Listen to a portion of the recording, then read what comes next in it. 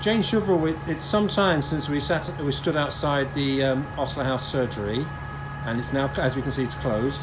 Is there any progress here at all? Well, Michael, it was actually a year ago when the starting of the Beast of the East, and we all stood here trying to stop the closure, which at the time when it did close, we felt we'd failed.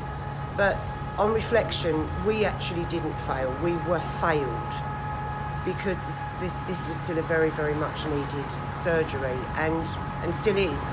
But obviously, as you can see now, that's not what's going to happen. We are moving forward.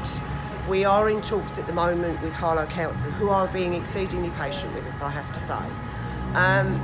Our Baptist minister, Alison Taylor, has always had a wish that this building could become something that the whole community could use, because we have lost some of our community spirit's gone, if you like, because of Osler closing, the buildings, empty flats for years. It's become a very sad area, and it isn't a sad area. It's a very quirky, crazy place to live.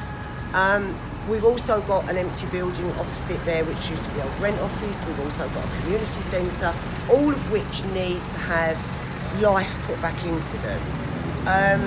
As a community group, what we would like to be able to do is to reopen Osler as a building that everybody could use. We'd like small businesses to go in there. We'd like an after-school club to start up. Not necessarily all in here. This could also be accommodated over the road in the other buildings. We'd like chairs outside where Dorringtons can sell their sandwiches. People can come and sit at the fish and chicken, sit and, go in the chemist, get your prescription, grab a coffee. That's what we need to bring back to the end. And how achievable is that? We don't know. We've never done it before. So we need help. Anybody who sees this, who thinks they've got a need for a room or could help us with a business plan, could help us to guide us financially, this is one of the reasons that we're talking to you today. Because firstly, nothing's going to get done until all this repair work is going to get completed. And when's that going to happen? I think at the moment they're talking sometime August.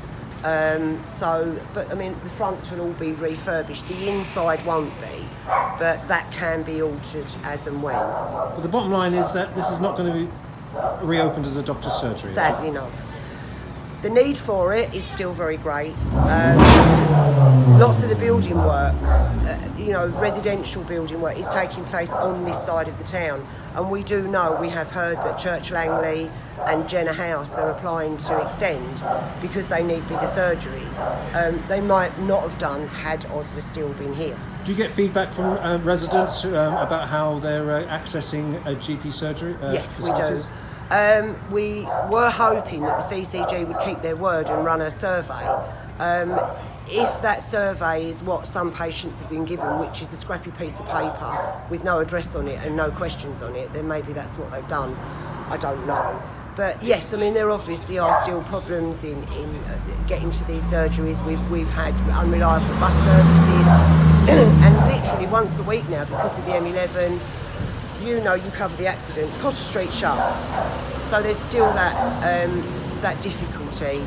And obviously we do know patients are still on the move between surgeries because of the care. But in conclusion, you're still pretty positive about the future here? Yes, we are. This is the first time in 20 years that Potter Street has actually got what they said it would get, which is this regeneration. And we have to work with the council, with the regeneration, not just for the buildings, but for the people as well. And that's what we're trying to do.